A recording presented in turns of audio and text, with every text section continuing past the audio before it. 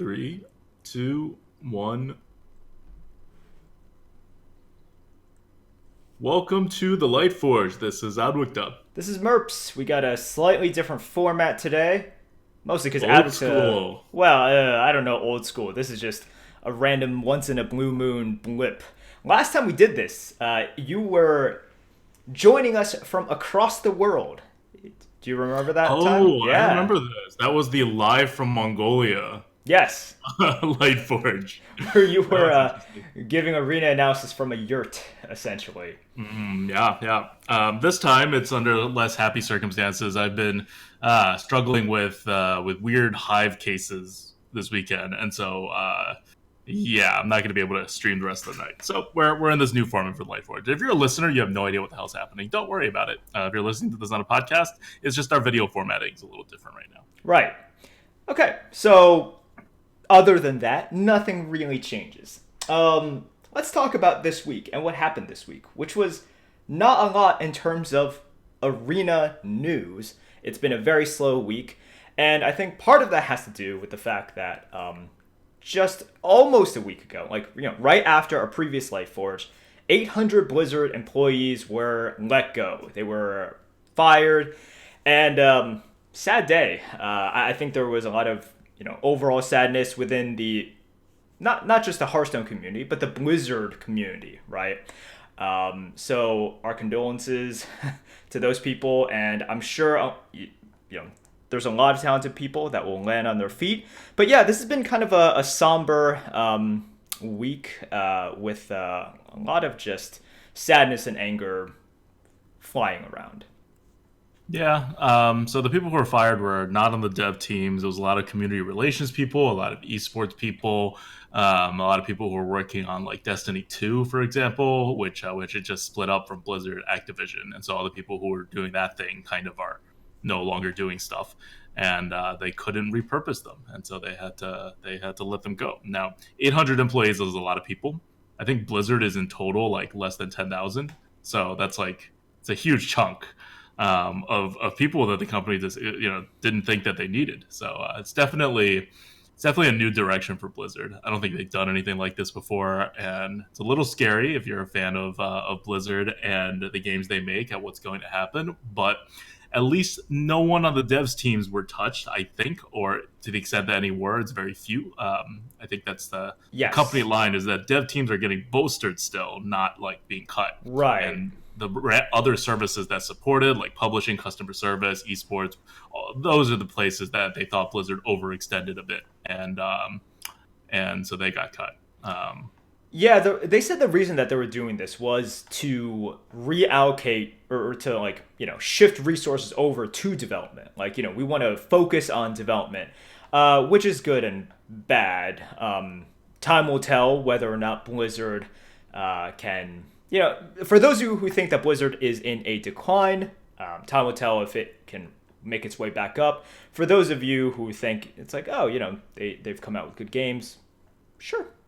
Hopefully this will bring Blizzard to higher and higher places. But certainly interesting week. Anyways, that is the non-arena news, because there really isn't any arena news. I think a lot of us are just waiting for news about the new expansion. So this week we're going to talk about broader topics. And what I wanted to talk about was how to break the meta. Because if you listen to the Lightforge podcast, you will know from time to time, especially after big events, whenever there's a new patch or after a new expansion, we are always trying to be the first people, or probably the only people. I don't think there's like a lot of arena podcasts or people shouting from the rooftops. So we're kind of one of the only games in town here. But we do try to be one of the first people who come out and say, this is how the meta is going to be. And this is how you break the meta, right? Like, if you don't want to be a mindless zombie sheep follower, this is how you beat the meta. And we want to break down that process, because I think a lot of people are happy to get that news and to use it for their advantage. But at the same time, we want to encourage everyone to also start thinking about it themselves, to start theory crafting, to really get this process internalized, because if you internalize this process and apply it, you just understand the game better. And I think it would help a lot of people's averages just by thinking about this stuff. Yeah.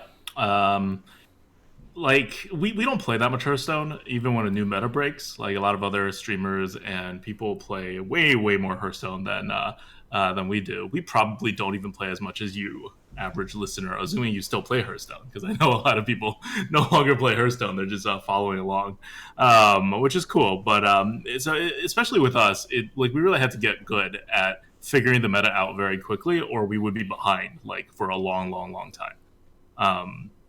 And so, yeah, I mean, it doesn't take that many games or runs to really figure out a meta, assuming the meta is stable and not changing.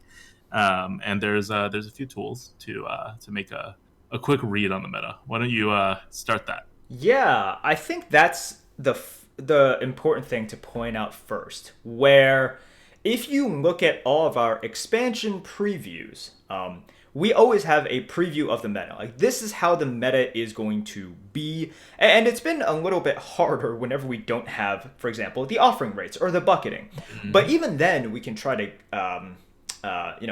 give you a rough estimate of how the meta is going to be. And before the bucketing system, it was pretty much just on point, right? Because all the variables Before the bucketing system, we were nearly 100% on point every time we made a meta prediction. Because we knew exactly what cards are offered at what rates, and we knew that they were going to go up against other cards in an equal amount. So we knew exactly what people's decks are going to be. Right. And once again, I will clarify, this is a meta prediction. Before, people are just like, oh, but you got this card wrong. It's like, no. Meta prediction. Meta. Overall metas. But since the bucketing system's come along, we've shied away from making more specific predictions on the meta because so much of it depends on buckets. And we could make the prediction of if Blizzard got all the bucketing right, what it would be, which is kind of how we used to predict the meta. It's we used our own tier scores and then said people will draft better cards than worse cards. So we can do that with the bucketing system too. But Blizzard is so weird about the buckets, and a lot of the times the cards don't get correctly bucketed for like 6 months or something. So it's not even like we can say, oh, in 2 weeks everything will be what we had expected 2 weeks ago. So it's a little up in the air, but for the general sweeps, we still do give some kind of an idea. Right. So the first part of breaking the meta is figuring out the meta. And as you can tell from this discussion, it is very doable because the arena, even though a lot of people think arena is the more random kind of, it's like, oh, anything can happen in the arena. No, not really. You get a random quote-unquote draft, and you play sort of random decks, as in you don't play Odd Paladin, you don't play, like Even Shaman. So you don't have these neatly defined kind of exact decks or categories. But what happens is, because of the way that the draft is structured in terms of the bucket system, and in terms of the way that cards are offered and the power level of cards, people are really funneled into a certain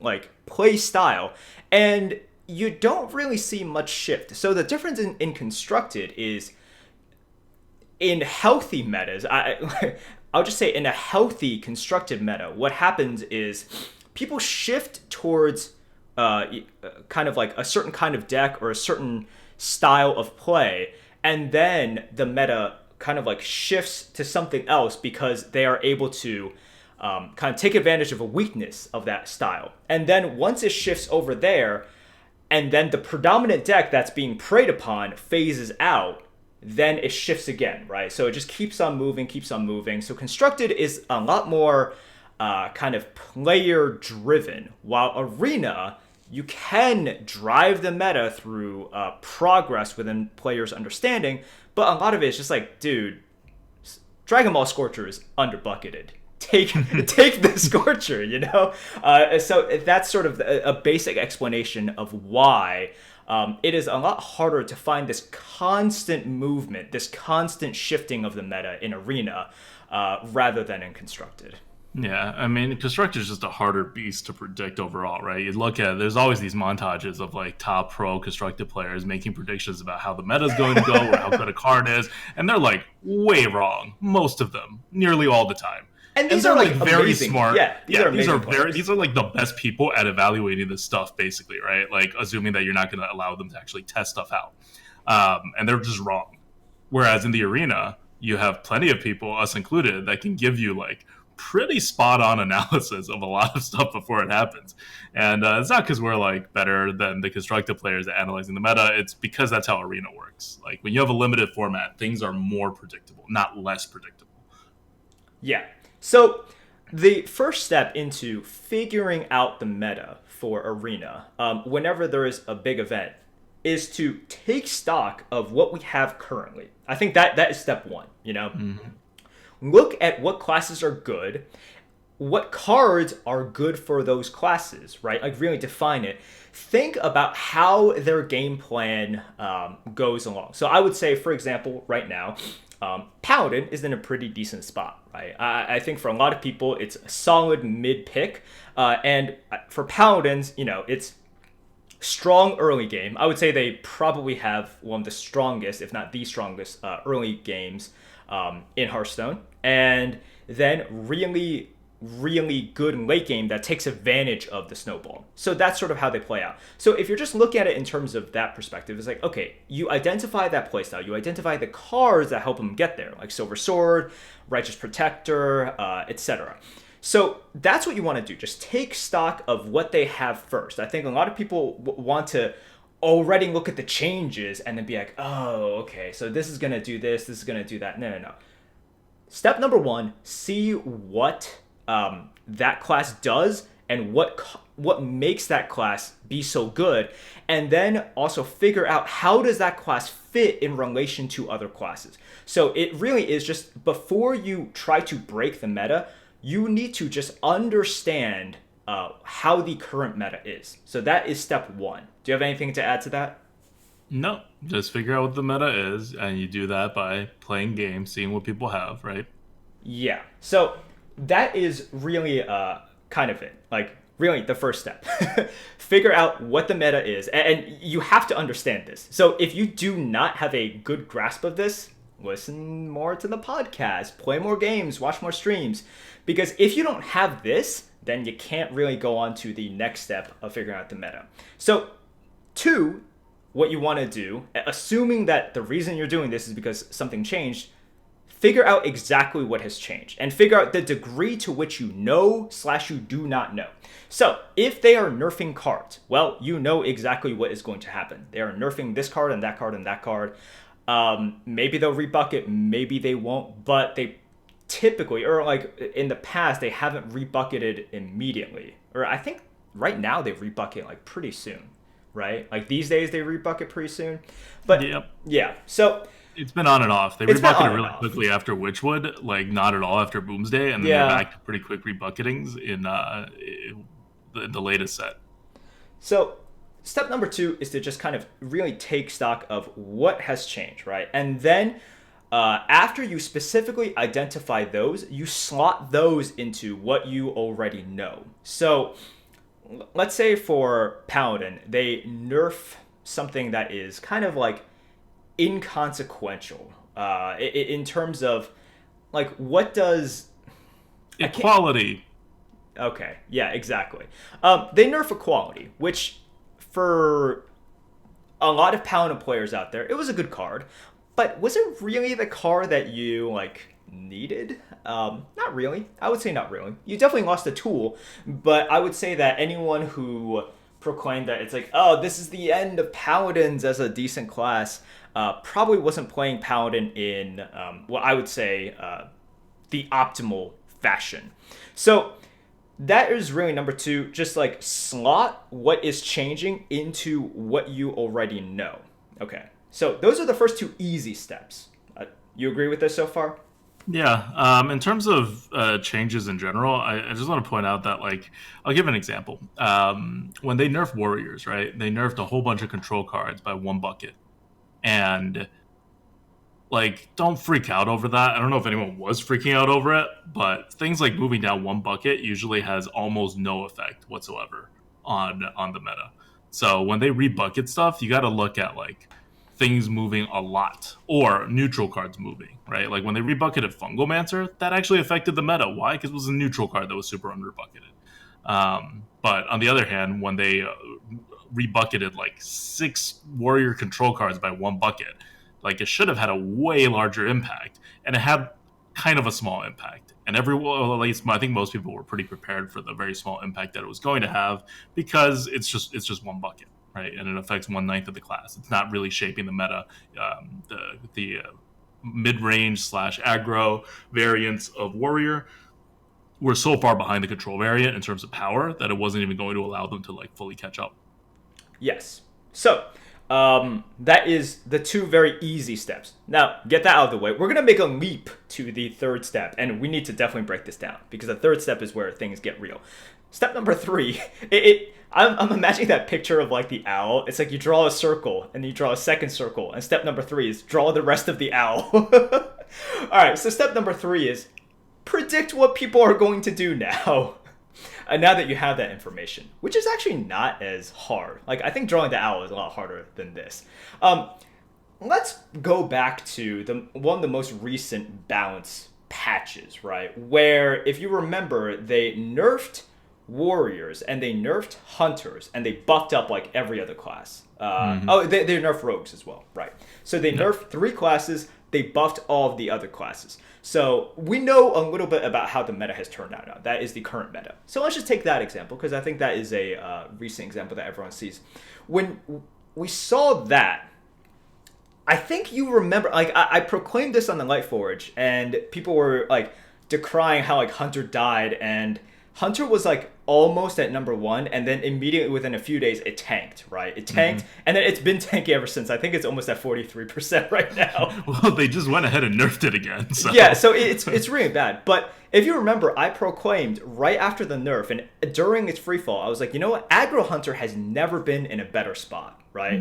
And then I proceeded to keep on playing Aggro Hunter and put my money where my mouth is by picking it first class in the Twitch Rivals, right? I'm like, not. And the winners of Twitch Rival, Tex had 2 of his runs be Aggro Hunter. I know, right? Like, so that's not a totally random thing. It means Aggro Hunter is kind of a proven, valid, and just generally good and fairly consistent archetype to be picking in this meta, even though the Hunter overall win rate is like so terrible on HS Replay.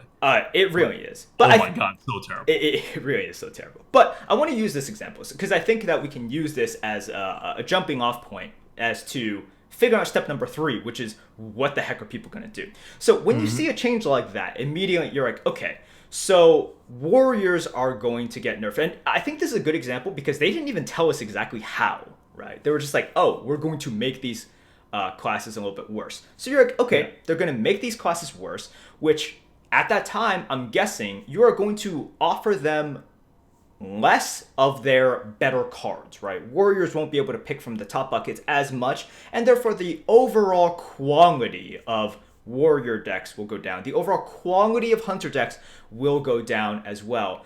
And then you apply that to what we know. So using that example, the first and second step was, what was the meta like before? It was, and remember I made a video about this, it was an oppressively warrior meta. Not like oppressive in terms of the win rate of warriors, but how people felt. People were like pissed off that warriors were so annoying to play against. Me too.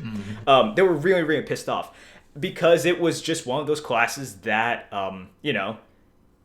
you felt like you were never in control. You felt like, oh man, third Warpath, second Dragon Roar, I never had a shot, right? I just never ever had a shot against them. So warriors, what they did was they caused decks to go really control as well. So you could only play other warriors, or in the rare cases the like attrition priest.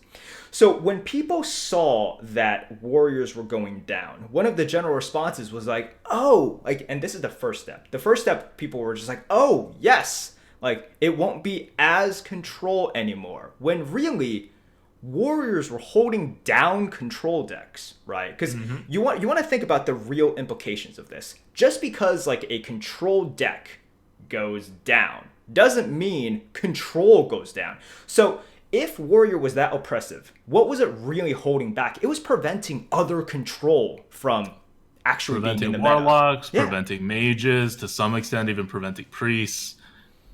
Yeah, definitely. So you either had to be the other warrior or you had to be like the high role priest, right? So and then you're saying like you look at that, you don't want to fall into the trap of thinking, oh, because warriors go down, control goes down. So and then warlocks and mages go up, and you look at the cards as well and say, okay, this is what warlocks and mages wanted to draft, like, but they couldn't because of these stupidly annoying and OP warriors. So now warriors are still going to be there, right? Like, And warriors are still going to be controlled because they didn't yes, nerf, like, they didn't rebucket in a way. The rebucketing that made control a little less powerful happened before the Rastakhan expansion. And it evened things out a little. But the next thing that happened where it was just like a, what do you call it, like a micro adjust? When the micro adjust happened, it just lowered warriors overall. So their archetypes weren't going to change because they just like dropped top bucket card offering rates and then like second bucket offering rates and things like that. yeah. They didn't change the composition of which you were being offered based on aggro / control. They just did it based on good cards / bad cards. So warrior was still going to be more control favored as it is right now, right? If you're going to draft a warrior right now, you're still going to do better on average drafting control than mid range or aggro. So I think this is a good time to bring up kind of the one of the pitfalls, which is focus on the macro, not the micro. Whenever you're talking about the meta, it's always the macro. It's always what the entire community is going to do, not one person. And this saying, this focus on the macro, not the micro, it applies to classes and it applies to cards as well. So if they nerf a card, one good example of this is when they nerfed Giggling Inventor, a lot of people were just like, how many points does Mossy Horror go down by? 20, 30, 50 points? You know how many points Mossy Horror went down by? I think it was 2. Yeah, something like that. 2 points. Where Yes, and that was with Giggling Inventor being in basically every single deck and being hugely underbucketed. right. And Mossy Horror still only went down 2 points.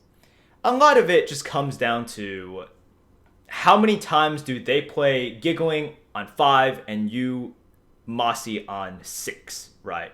And then like there's also the other examples where like it's like, yeah, they play that and then you have a Mossy in hand, but otherwise you're not always holding on Mossy for the Giggling Inventor. And I think that was a good example of a lot of people focusing on the micro and then just getting like honing in on that. So Don't focus on any micros. Nothing they do to the game in the arena for one card is going to hugely affect the arena unless they break offering rates. That's the only way that it can get affected. And that's why all neutrals, by the way, are like kind of like breaking offering rates in some way because they're offered to every single class. So you have a little bit of a potential for neutrals to do that. But as you see in the Giggling Inventor story, even in neutrals, it's not a huge impact unless it's very specifically targeted. Like if you had like 3 cards that did kind of the same thing and they were all reduced, okay, now you may have something.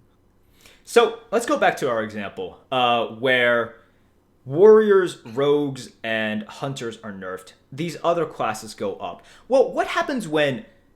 So now you want to combine. It's like, okay, it was a warrior meta before. What happens when you combine that with the other nerfs, right? So warriors go down, and you want to think, well, okay, there's kind of an equal chances for control decks maybe to go down a little bit because warriors themselves are going down, but also control decks can go up. But when you combine that with the fact that it's like, wait, rogues are going down and hunters are going down. Remember, the Cold Blood was still 1 mana back then. So these are two classes that are capable of going aggressive, going down. And suddenly you have, the rise of Warlocks, the rise of Mages, 2 classes that people like playing anyways. People are comfortable playing anyways. And those are going up. And those were always 2 of the classes which were kind of, they were like mid-tier classes. So those going up has a huge effect. So you look at that and suddenly a light bulb should go off in your head. It's like, Oh, and with the cards that are being offered, these are the two classes that will probably be at the top or near the top of the meta. And then so that's sort of your basic, like, I think a lot of people can get there. Now, how do you go from there to Hunter is going to be absolutely freaking amazing? Is you think about all of this and you're just like, okay, what happens after warlocks and mages go up? There is going to be an arms race again, but this time a legitimate arms race, because it's not just warriors shitting on everyone. A legitimate arms race to see who can be the better control deck, right? You're gonna have your like meteor mages against your like 4 demon bolt warlocks, and you're still gonna have your dragon roar warriors kind of competing all against each other, and they're gonna slowly try to inch up one by one and try to outdo each other in this control battle. And they're not really thinking about aggro hunters because, number one, people don't play aggro hunters well, and number two, they're just not going to see as many. So, like, for example, people like Shady Bunny and Collins, they draft these really kind of like slow, greedy, big mage, and obviously they're really good players, so they do build in protection for some aggro. But at the same time, and when I co-op with them, I talked to them, I was like, I beat these deck all the time with my aggro hunter, and they're just like, yeah, but we don't face you all the time. So the last part of the third step is really like, okay, play this out in your head. You kind of know how people will respond, and then play out in the coming weeks sort of what exactly will happen. And then once you do that, be like, okay, well, what's the weakness here? Duh. It's like warlocks and mages trying to outdo each other in control. Just smork them. Just hit them in the face. Because these are people that are not at the level that Shady Bunny and Collins are going to be. Because, like, once again, if Shady and Collins keep on facing my hunter, I will always beat them. Not always beat them, but I'll beat them like a decent amount. But if I'm always facing people of their caliber, like, my aggro hunter is going to get shitted on as well. So you want to identify. Well, I mean, it's arena, right? Your point is just that you're not going to face good players all the time, even at the top. Yeah. Because if you keep facing other players that are 75% win rate, guess what? Your win rate's going to be 50%. Math. And and your win rate is not 50%; it's 75%, which means you're better than these players. So just know that they're not going to exactly know 100% what's going on. But I think the wider point is that once you have all these control decks being control, your aggro can function better if you do it, especially if no one else is really doing aggro.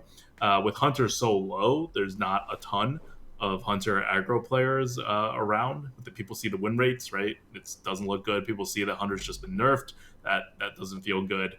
And you have aggro. And other kinds of aggro works like kind of decently too. I think Hunter's the most well-tuned right now. But Paladin sort of works. That's it. Shaman doesn't really work anymore. No, Shaman is it's a burst. It's like you can make a burst deck, but you can't make a actual aggro deck, right? Yeah, Druid works decently, but it's a little more insecure than Paladins are. Yeah, Druid, you trade the snowball from Paladin for a little bit more flexibility and burst, right? Yeah. Paladin is a little bit more one-dimensional in their ability to be aggressive. Druids have just, I mean, that's their calling card, flexibility. Mm-hmm. And really, mages are pretty good at being aggro right now. So all this talk about like mages being control, you can draft a damn good aggro mage. That's definitely on the table right now, because mage's archetype was always a flex between aggro and control. And right now, I think it's favoring control, but doesn't mean you can't do aggro. And among classes that can do aggro, mage actually does pretty well, if only because a lot of the classes right now can't do aggro. Yep. Blizzard hasn't built a lot of aggro cards in the latest sets. So once again, I've kind of explained this process, and really the hardest thing, and really the point in which you, quote unquote, break the meta is the last step of part 3. So everyone, essentially step 1 and step 2 in which you figure out like the current meta, like that's just what you need to do, period, for Hearthstone. And then step 3, like you trying to figure out what will be good and what will be bad. Once again, that's just you being like kind of understanding how Hearthstone works, and then you have to play this out. You have to kind of fast forward a little bit, knowing how just humans will work, right? It's like, oh, of course they're going to play these classes that are buffed, but then really the breaking the meta is you looking at exactly what happened and saying, okay, so because of the shift, what is good against this, right? And you have to accurately predict what these decks will look like. And if you want to beat them as well, like beat them solidly, you have to figure out, okay, well, what generally does their 3 curve look like, right? How many big threats do they have? How much initiative do I think that they're going to draft, right? If I'm facing a lot of mages with shooting stars, I lose. So I have to predict that, yeah, not a lot of people are going to pick that many shooting stars. So this is just the general process. And once you figure it out, it can be very rewarding. I really much enjoyed like smacking people in the face and people just wondering how Hunter with its like 44% win rate can be doing so well. It's satisfying. It's fun. So you guys should be doing that as well. So to sum it up in a very simple equation, step 1 is everybody's drafting a certain archetype of deck. Step 2, you identify the archetype that will beat the archetype everyone else is using. Step 3, you make sure that that archetype, or like your special variant of that archetype that does something different, is not at all popular.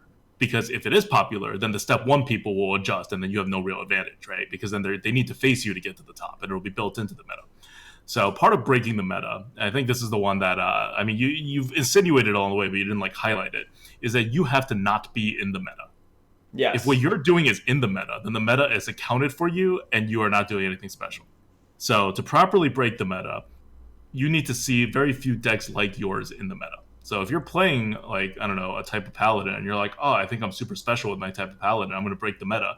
And then you like face 2 paladins that are kind of like yours, like you're probably not breaking the meta. You're probably just playing paladin in the optimal way that is part of the meta, however that does. So those are the 3 parts, right? 1, there's a dominant archetype. 2, you know an archetype that counters it. 3, the thing that you're doing with that archetype is not something anyone else is doing. That's a good point. That's a really good point. And also, I don't want people to think that this just has to do with aggro.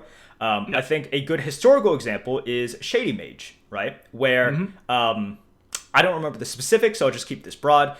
That was so sad. That was so sad. Wait. Well, what was so sad? When Shady went to Shady Mage, and before that he was all nice and like aggro. I know that was the beginning. After of the that, end. it was never the same. So he was all like, "Take all the worms." I'm like, "What? No, all the worms." I know, but Shady Mage was actually like a couple years ago.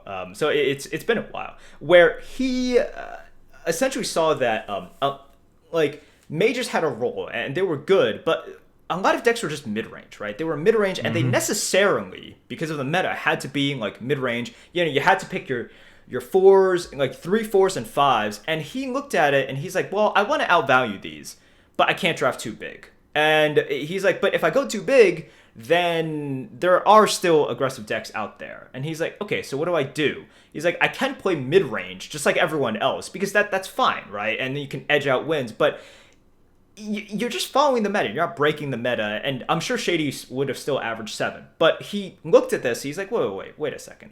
Why am I drafting Yetis? He's like, these don't do anything for me early game. And late game, they just kind of suck whenever I do extend out the game.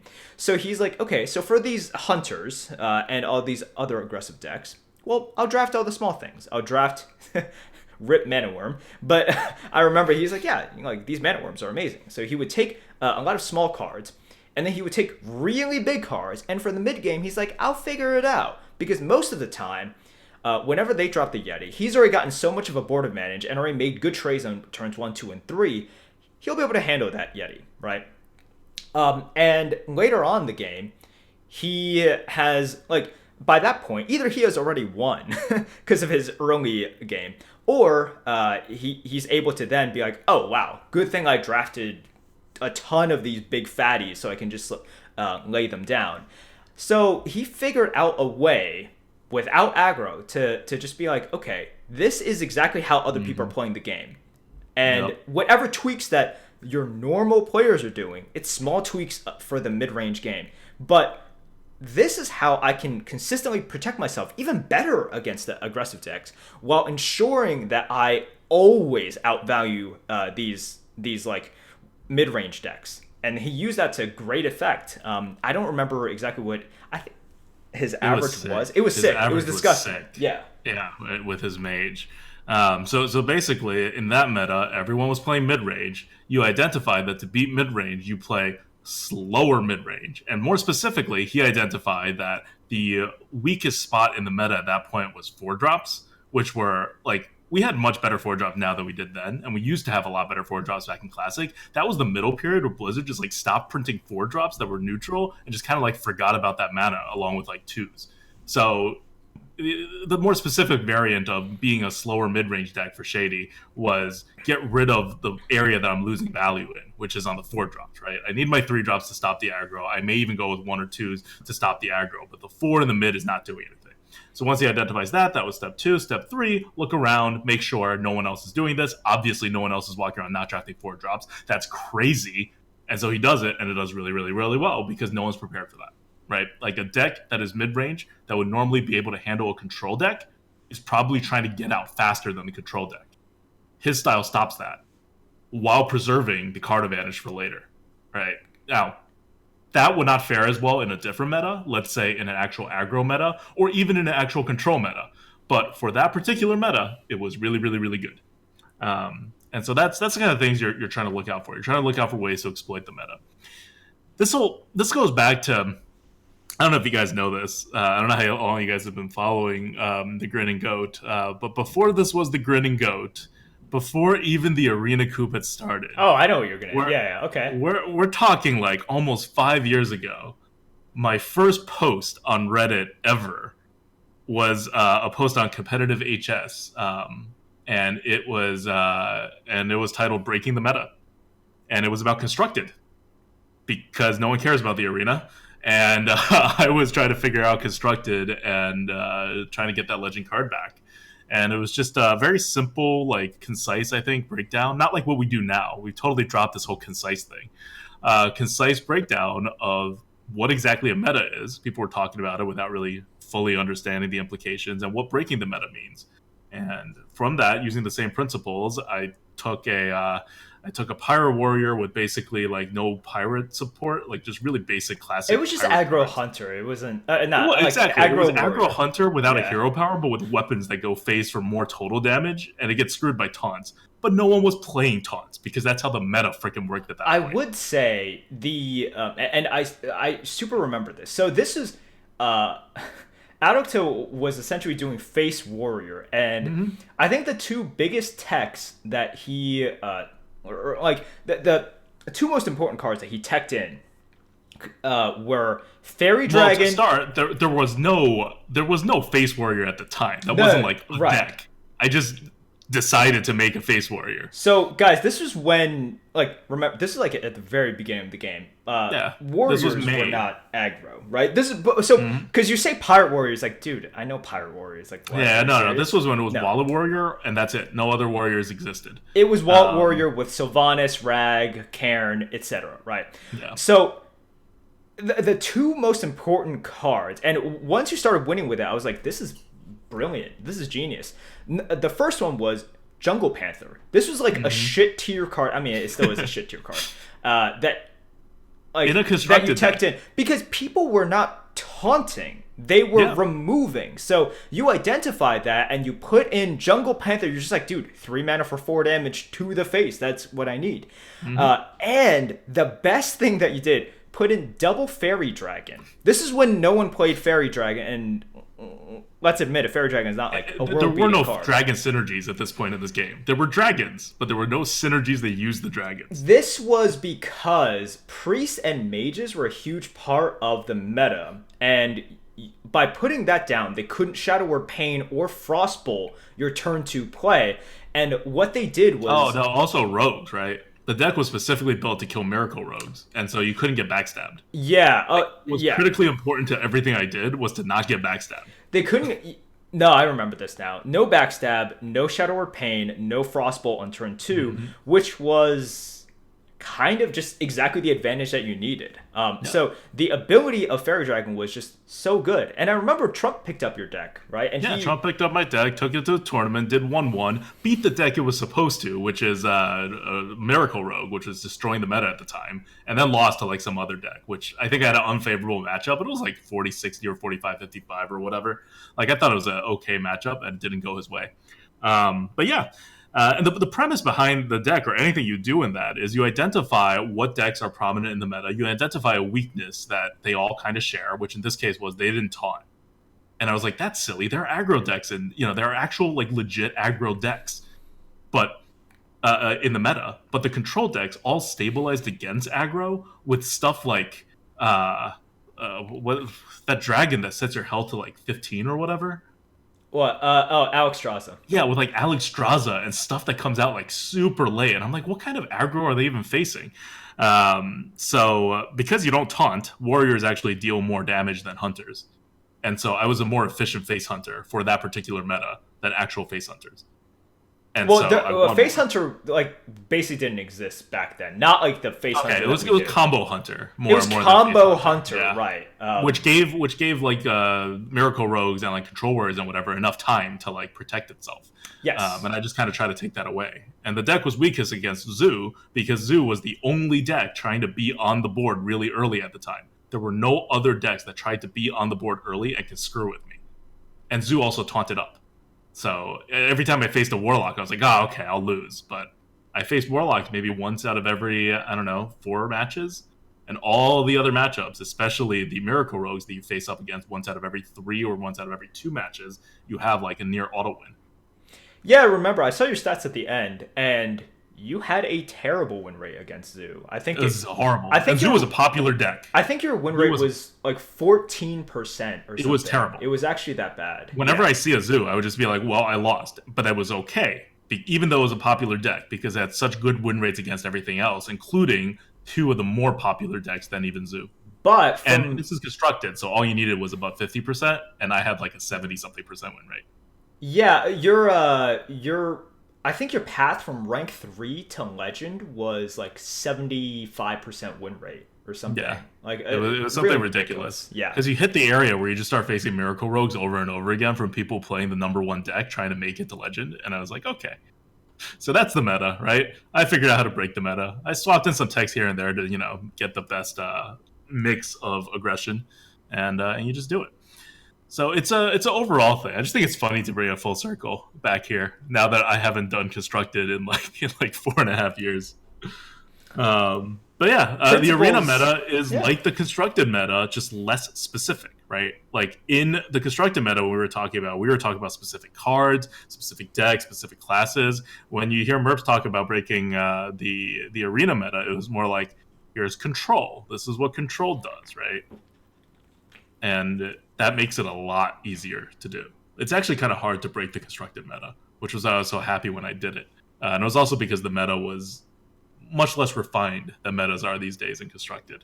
I don't know if I could do the same thing again in today's Hearthstone meta. Also, information just spreads really quickly. If there is a good deck, it will be net decked within a day or two, right? Back then, like things were still like that game was really new, so people weren't really sure if something was good because it was actually good, and people were trying to like have fun. Oh, what is that? So yeah, it is a different environment, much more different environment, but the principles are still the same. All right. Anything else you want to say about breaking the meta before we move on to question from the GOAT? No, I think that's it. Once again, it's a cool kind of thing to just think about, and it's something that you guys should be considering as well, because this really does help your understanding of games. Understanding the macro will help your understanding of the micro as well, and it will help your risk assessment. So because I can see some people out there being like, well, wait, I don't care. Like, I just want to know what to do on turn 3 with this board. It's like, well, this will help. It's all one big ecosystem. Yeah. Like, if you're just trying to memorize, like, which turns you should do what thing, like, constructed is a better place for that. Because in the arena, like, a lot of the edges you get is adjusting on the spot to, like, things. And knowing how the meta works will help you edge out percentages in your calculations in your risk assessment. Okay, so let's go on to question from the goat. Question from the goat today is brought to you by Josh C. Josh C says, "Dear goats, my question is in regard to your arena draft and specifically your perceptions of the run following them. This particularly is aimed at ADWCTA. In more than a few of your 12-win runs, you often say deck is not very good or is outright bad after the draft or the first few games.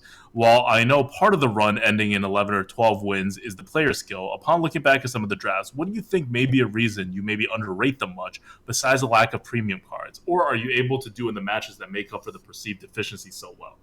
Okay, so this happens a lot. There's a meme on it. I'm sure if you follow if you watch us on Twitch, and I'm streaming and I draft a bad deck, everyone in chat is like, bet 12, bet 12. He's going to tell you to bet 5, but no, bet 12. Because a fair number of my 11 and 12 win drafts are drafts that I think are not particularly good and will end up with like somewhere between 5 and 7 wins. Not even like 8 or 9. I almost never predict 12. I usually cap out my predictions at 10 or 9. But these are ones that I don't even get anywhere near there, right? I'm saying like 7 or like 6 or 5 even. The ones that I think go 5 almost never go 12. But the ones that go 6 or 7 sometimes go 12. And the reason for that, I don't think is that I'm totally misevaluating the decks. The reason for that is you're going to have a lot more decks that on average should go 6 or 7 wins than you are going to have decks that on average will go 9 or 10 wins. That's just how the drafting system works. So if I'm putting out there like what I think the draft is going to go,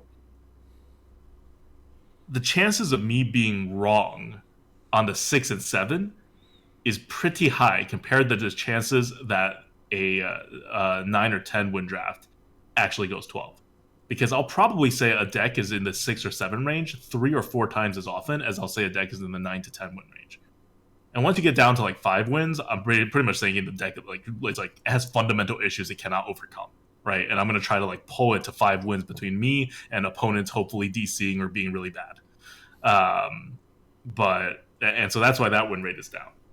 So I don't think there's a particular secret in it. Usually the decks that end up doing really well, but I think are bad decks, are decks that either have one, just really bad card quality overall that we somehow don't get punished for enough. That happens sometimes where you think like, oh, this deck is just going to get stopped, and then it doesn't. Other times it's because I misevaluate that, like I think we have a weak spot. Like I'll say something like, oh, this deck doesn't have enough 3s. And I'll miss the fact that we actually have a whole crap ton of 1s and 2s, and that we don't need 3s, even though 3s are generally the best drops these days. And so even though we only have 1 3, it's actually okay because we'll just play 1 and 2s, and then we either end the game too early or we make up for it with some insane card draw or something else. So those are the 2 things. Or 3, this also happens a lot. There's a deck, and I'll say something like, yeah, so we lose to every single rogue and mage that we face. And then we don't face any rogues and mages. And then we get 12. And I'm like, okay, that's good, right? But I wasn't wrong. We would have lost every major rogue we faced. We ended up with like a 1-1 record on rogues and mages. We just happened to not face rogues and mages. Mages, at least, are really popular in the arena. Rogues are not as popular, but generally a really good class in any meta. So those are kind of the reasons. And a lot of that is also up to luck, right? In terms of what kind of classes you meet, in terms of what kind of opponents you face, what their decks are. And it really goes to show that I want to say 85% of decks, at low as 75% of decks in the arena, can go to 12 wins in the right scenario. And it doesn't have to be a perfect scenario. It just has to have like a lot of things go your way. And that's what's great about the arena. And if you're a good arena player, I was talking about this with Firebat on Omnistone, and like a lot of the difference between how a constructed player plays arena and how an arena player plays arena is not like how good we do with really good decks. It's how good we do with like lackluster decks. Like when you see that like card that you would never ever see in constructed, and the cards that are just like really bad, it's like, what do you do with that? When you end up with like not enough answers or not enough finishers, like how do you adjust to that in the game? The constructed players have less preparation for that because they're used to knowing exactly how many answers they have, and the amount of answers that an arena deck would have, a bad arena deck would have, is so far below their like acceptable range that they have no like practical experience playing with that stuff. And so, if you're a good arena player, like I think the top arena players will all bring a lot of like bad decks that are not total busts across the finish line. And not that we'll do it very often, but even if we do it once out of every like 8-9 runs, it seems pretty impressive. I mean, statistically, it is also pretty impressive, but like it looks even more impressive because the deck is legitimately like mediocre. But it's going to happen. That doesn't mean we'll take another mediocre deck and bring it to 12 wins. But it means that we'll take some mediocre decks and be able to bring it to 12 wins at a decent percentage.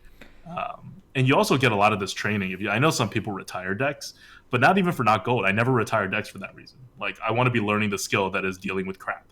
And I think it really pays off. And I'm pretty well suited to dealing with crap right now after training myself for all these years.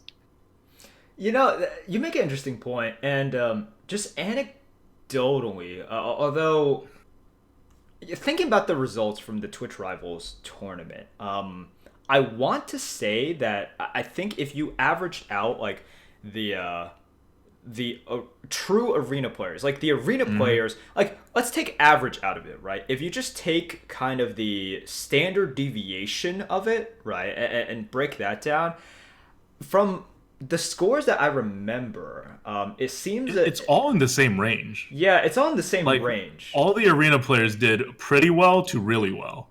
The constructed players did from really bad to really well. To really, yeah, so, exactly. Yeah, like if you look at the top scores, a lot of the top individual scores, a lot of them are constructed players. But if you look at the top teams, they're all arena players, and that's the reason for that. It's not because it's the consistency that you can get once you know how to like mitigate your downsides. Right, and notably, it's when you look at the arena players, and especially the arena teams, part of the reason that arena players were very well represented was there were no clunkers, right? There weren't really any clunkers. And like you said, there were some really, really good individual performances from constructed players as well. Yeah. I think Dog is a good example. Nicolena is another good example. I was talking with Kibler and Firebat on Omnistone, and we were like comparing results, and we're like, oh, so we all basically did about the same. And it's like, yeah, but your partners did not do that well, right? Whereas Tex did really well. And it's the consistency, right? It would be interesting if someone added it up and kind of broke it down in terms of standard deviation and just kind of, the ranges. Because I think they would see that arena players for that tournament were definitely a lot more consistent. And the range was smaller. So, yeah, no, it's an interesting point. I never really thought of it. Yeah, so this is my defense of why I tell people that we're going to go 6-7 wins and then it goes 12 and you lose all your grass. I'm not actually, I'll say this, I have literally never tried to sabotage the grass economy once. I know it happens all the freaking time, but never once has it been intentional. Nope. Illuminati. Okay, that was a good question from the GOAT. Yeah, a question from the GOAT is brought to you by our patrons. Our patrons for February are 4P, Afro Ninja TB, Brand New, Chang Yin, Ingo, Joshua C, Kirby 5 Life, Talon, Eric L, RV Night Train, Shep, and Zaruvi. Thank you guys so much for your support. Patreon.com/grinning-goat is where our Patreon is, and we really get a lot of support from that, a lot of like consistent support to help us do what we do. So thank you guys so much for your continued support. Thank you, guys. Okay, let's finish this off with card good bad. This week it is Mass Hysteria. All right, look, we don't need to get into this whole dance of like, is the card good or not? All right, this card is really, really good. We don't have to. I disagree. I think this card is not really, really good. Let's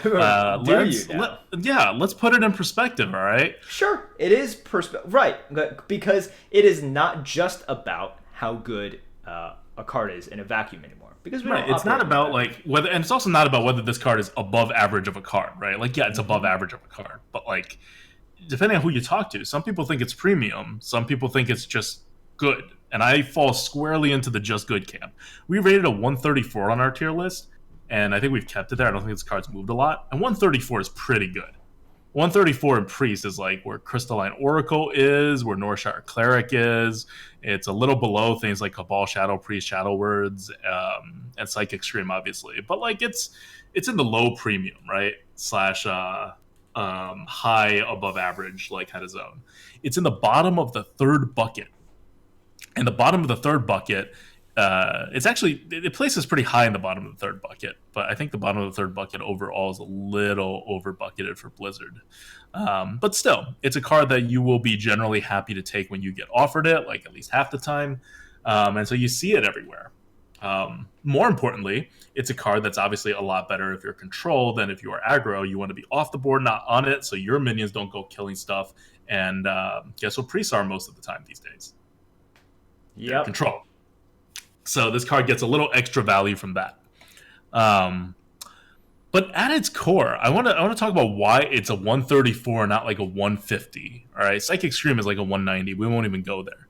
But let's look at Holy Nova, which is a 168, and why Mass Hysteria, also a 5-mana card, is not on the same level as Holy Nova. And Blizzard doesn't think so either. Blizzard has Holy Nova in the top of the second bucket and Mass Hysteria in the bottom of the third. So there's some agreement on pick rates at Blizzard and us about relatively where these 5-mana cards are. So Merps, what would you take Holy Nova or Mass Hysteria, and why? Oh, so here is... I would definitely take Holy Nova. And when I'm talking about how good Mass Hysteria is, you have to separate it a little bit. In terms of, think about how good a card is when it's in my hand versus how good a card is when it is in the opponent's hand. And Holy Nova is a card that is pretty much similar. Now, I can say I use it better, which, you know, I probably use Holy Nova better than the average player. But Mass Hysteria is one of those cards that is significantly tilted in terms of it is so much better when it is on the other player's side than in mine that it is almost unfair. And we can go, like, I do want to talk about this a little bit, and I know that's not exactly what you are addressing. No, talk about it. That's what I was going to get to next. This is what you're getting at. Okay, good. Yeah. I just jumped straight there. But here's my point. For example, the baseline is this. A Yeti in your hand versus a Yeti in your opponent's hand, it's like the same freaking thing. I can plan out the Yeti a little bit better. I can recognize the board state a little bit better. But right, it has no initiative, it's a stat stick, same thing. Nova is a little bit more polarized in that you have to, you know, whoever builds a better board, whoever sees kind of like the damage and heal potential, whoever plans it better with a Northshire Cleric gets better use out of that. Mass Hysteria is one of those cards in which if you see when it's in my deck, when you see when it's in ADWCTA's deck, or Dreads, or whoever, and this is why people might be down on Mass Hysteria and why our tier list doesn't have it as high, it's a little bit awkward for you. And when you are a good player as well, like not only is it awkward for you when you have the board, which you should as a winning player, it's awkward when you don't know the percentages exactly because there's like 5 to 7 things on the board, or even when you know. Remember, like when you're, it's not just when you're off the board. You have to be like really off the board, right? Because its own minions attack each other, so they need a lot of minions, or you're getting not a lot of attack out of it. Right. And even when you know the percentages, you have to take the percentages, right? It's easy when they have 4 minions and each one of them are like 5/5s. If you have like 4 5/5s on the other side, you're just like, this seems like a decent Mass Hysteria. It's like, all right, good job. You figured it out, bro. But when you even figure out the percentages, and it's like really weird, right? You're just like, oh god, there's like a 12% chance that they get an 8-2. There is a 30% chance that they're left with like a 5-1 plus a 2-3, something like that. And it's just, and you're just like, well, do I even take these chances, or do I go with a much safer like bone mare play, right? And then leave behind this board. So it's awkward there. And you end up in these situations where you see all these streamers and you're just like, unless they have the most controlled deck possible, they hold back. It's really awkward and they don't use it that often. So On the other side, whenever I'm facing Priest, I'm always just like, please no mass hysteria, because I can figure out the odds here as well, right? But it's always tilted because my win percentage is like 75%. I'm keeping that 75% win rate. So do I take the 50-50? Never. Do opponents take the 50-50? Always. Like, opponents will want to take your win percentage down to 50%. I need to elevate mine above 75%. Yeah, well, okay, so not exactly, but the opponent, like if the opponent's at like a 60% win rate, they'll be good with 60%, right? Like not all of our opponents are 50. Right. This is like against the field, right? Where This is like on average against your 0-0 opponent. yeah. So like as you aggregate the opponents, like Yeah. for their mass hysteria, their kind of barrier, their bar is a lot lower than your bar. And their risk, the amount of risk that they're willing to take is a lot higher than yours, which is why mass hysteria in their hands is so much better, like exponentially better than the mass hysteria in your hands. Yep. That's totally, yeah, that was exactly what I was driving at, which is just that Mass Hysteria is a very tilted card. And so that's why you may hear different evaluations of it, right? But even more basic on the design front, what do you think about the design? What do you think about like, is it a lot of randomness? Is it like just a normal amount of randomness that we've experienced in Hearthstone? I know, like, and this is something that a lot of times I see this on stream, and the chat's like, "Oh, well, at least he doesn't have a Mass Hysteria anymore." And that's if I have like a 4/4 and another 4/4, and he uses Mass Hysteria, it clears it, right? And they're like, "Okay, that was fine." And in my head, I'm always like, "How is that fine?" He basically just like Flame Striked us for 5 mana using a much worse card than Flame Strike. That was not fine. He got insane value out of that Mass Hysteria. But people don't think of it that way because they think of the potential of Mass Hysteria, right? Like the Mass Hysteria can clear your 7 like minion large board. It can do that. Like sure, but if you're ever playing Mass Hysteria, if you can remove 2 things that are roughly 4/4 on the board, or some like collection of 1/1s or whatever that add up to that, just play it. You're getting your value. This is just a 5 mana card. This would be a Holy Nova, and it's not even as good as a Holy Nova. Yeah. So as to your question of the design of it, the design behind it. I think it pushes the limits. I think we're like almost there in terms of how tolerable it is for the arena.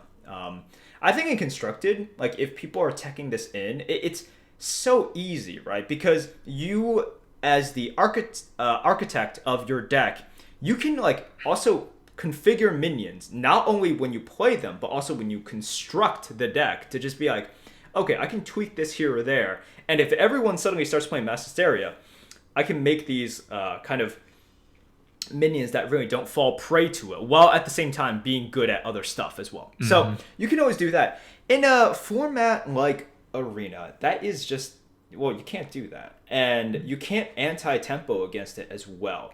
So the problem with Mass Hysteria is, number one, the limited amount of options that you have at your disposal in Arena, and number two, what you are facing later on if you don't play into it as well, right? So it's the card itself, and it's also the full package that priests have.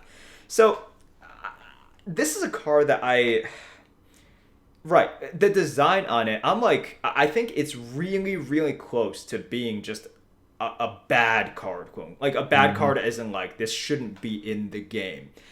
You don't hear a lot of complaints about it because Priest is not, one of those overpowered classes.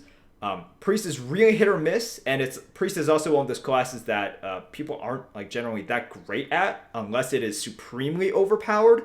So... Yep. Mass Hysteria is one of those things where just, yeah. And also sometimes they can just, like, it can whiff, right? Mass Hysteria can just whiff. So that with all of these factors combined, you don't see a lot of players generally complain about this. Now, there was a thread on Arena HS that was asking, it's like, what is the most annoying card for you? And the most upvoted was Boozer's response. If you guys don't know Boozer, very high leaderboard player, and also plays very high in the Twitch Rivals event as well. And his was the most upvoted. He's like, Mass Hysteria by a mile. Like, for sure, Mass Hysteria. And it makes sense because if you're a good player as well, it's like this is probably the most annoying card for you. And in design wise, I don't know how much we want. Like, it goes back to the question, right? It's like, well, how much do you care about this in terms of like the Clown Fiesta cards versus the cards that like just really really bother the high win rate players as well. You get a little bit of the MCT kind of like flavor to it in terms of how annoying it is for better players. I'm not saying they're the same mechanically, but in terms of much more annoying for better players, Mass Hysteria definitely checks off that box. Yep. All right. That's Mass Hysteria for today. Next week we'll have another card good bad. Remember, these card good bads are now all on our subreddit, where if you want to discuss, you can for the whole week before that. And it is going to be a Spring Paw. Going back to a Yay! hunter card. I was expecting a much like warm response to that. I mean, I like it. It's good. This is just my life. Like these cards, these small hunter cards are what I live by. So that sounds good. All right. Well, that's it for us today. Until next week, this is ADWCTA. This is Merps. See you guys.